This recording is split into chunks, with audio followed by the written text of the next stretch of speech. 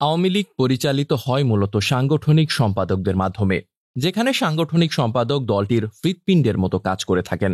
তৃণমূলের সঙ্গে কেন্দ্রের সংযোগ স্থাপন মূলত সাংগঠনিক সম্পাদকরা করে থাকেন। বিভিন্ন জেলা উপজেলার কমিটি দেখভাল, দলের শৃঙ্খলা পর্যবেক্ষণ, সাংগঠনিক ব্যবস্থা গ্রহণ ইত্যাদি সবকিছুই হয় সাংগঠনিক সম্পাদকদের ঘিরে। ফলে আওয়ামী লীগ সভাপতি সাংগঠনিক সম্পাদকদের সঙ্গে সার্বক্ষণিক যোগাযোগ রাখেন এবং তৃণমূলের যে কোনো বার্তা পৌঁছে দেওয়ার ক্ষেত্রে সাংগঠনিক সম্পাদকরা আওয়ামী লীগ সভাপতির মাধ্যম হিসেবেই কাজ করেন। কিন্তু বিগত 7 জানুয়ারি নির্বাচনের পর আওয়ামী লীগের সাংগঠনিক সম্পাদকদের আগের মতো সক্রিয় দেখা যাচ্ছে না, বরং তাদের মধ্যে এক ধরনের নিষ্ক্রিয়তা লক্ষ্য করা যাচ্ছে। আওয়ামী লীগের যে 8 জন সাংগঠনিক সম্পাদক রয়েছেন, তাদের মধ্যে জাতীয় পর্যায়ে বিশেষভাবে আলোচিত মূলত 4 জন। এরা হচ্ছেন মির্জা আজম, SM কামাল হোসেন, আবু সাঈদ আল মাহমুদ স্বপন এবং সুজিত রায় নন্দী। সুজিত রায় নন্দী গত কাউন্সিল থেকে সাংগঠনিক সম্পাদকের দায়িত্ব পালন করছেন। একজন জনপ্রিয় নেতা হিসেবে তিনি আলোচিত, সমালোচিত। অন্যান্য সাংগঠনিক সম্পাদক যারা রয়েছেন, যেমন আহমেদ হোসেন, BM মোজাম্মেল, অ্যাডভোকেট আফজাল হোসেন,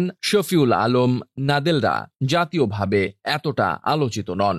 একজন জনপ্রিয় নেতা হিসেবে তিনি যতটা আলোচিত, সমালোচিত, এমনকি দলীয় কার্যক্রমেও এখন 8 জন সাংগঠনিক সম্পাদকের কাউকে তেমন জোরালো এবং সক্রিয় দেখা যাচ্ছে না, বরং তাদের মধ্যে এক ধরনের হাত পা গুটিয়ে রাখার মানসিকতা লক্ষ্য করা যাচ্ছে। গত নির্বাচনের আগ পর্যন্ত মির্জা আজম, SM কামাল হোসেন ও সুজিত রায় নন্দীকে অত্যন্ত সক্রিয় দেখা গিয়েছিল।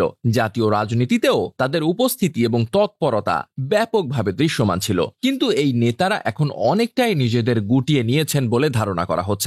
সাংগঠনিক সম্পাদকদের মধ্যে বেশ কয়েকজন MP হিসেবে গত নির্বাচনে মনোনয়ন পাননি। আওয়ামী লীগের সাংগঠনিক সম্পাদক হওয়ার পরও BM মোজাম্মেল বা সুজিত রায় নন্দীর মনোনয়ন না পাওয়াটা ছিল হতাশাজনক ও বিস্ময়কর। কিন্তু তারপরেও তারা তাদের দায়িত্ব পালন করেছেন। নির্বাচনকালীন সময়ে যারা মনোনয়ন পাননি সে সমস্ত সাংগঠনিক সম্পাদকদেরও দলীয় কর্মকাণ্ডে ব্যস্ত থাকতে দেখা গেছে। তবে নির্বাচনের পরে আওয়ামী লীগের যখন মন্ত্রিসভা গঠিত হয়, তখন সকলেই আশা করেছিল যে মির্জা আজম বা SM কামাল হোসেন মন্ত্রিসভায় হয়তো অন্তর্ভুক্ত হবেন, কিন্তু শেষ পর্যন্ত এদের কেউই মন্ত্রিসভায় অন্তর্ভুক্ত হননি। আওয়ামী লীগের কেন্দ্রীয় নেতৃত্বের মধ্যে একমাত্র সাংগঠনিক সম্পাদক ক্যাটাগরিতে কেউই মন্ত্রী হননি। আওয়ামী লীগের প্রেসিডিয়াম সদস্যদের থেকে মন্ত্রী করা হয়েছে, যুগ্ম সাধারণ সম্পাদকের মধ্য থেকে 2 জন মন্ত্রী হয়েছেন, সম্পাদক মণ্ডলী সদস্যদের থেকে মন্ত্রী হয়েছেন, কেন্দ্রীয় কমিটির সদস্য এমন ব্যক্তিদের থেকেও মন্ত্রী হয়েছেন। মন্ত্রী হননি শুধু সাংগঠনিক সম্পাদকদের মধ্যে থেকে কেউ। হয়তো আওয়ামী লীগ সভাপতি দলের সাংগঠনিক সম্পাদকদের দলীয় কর্মকাণ্ডে সক্রিয় রাখতে চেয়েছিলেন,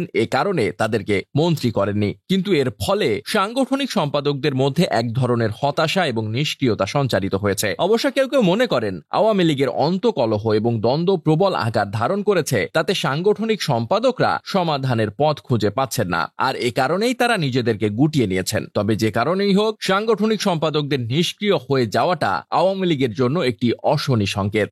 ডেস্ক রিপোর্ট, বার্তাবাজার।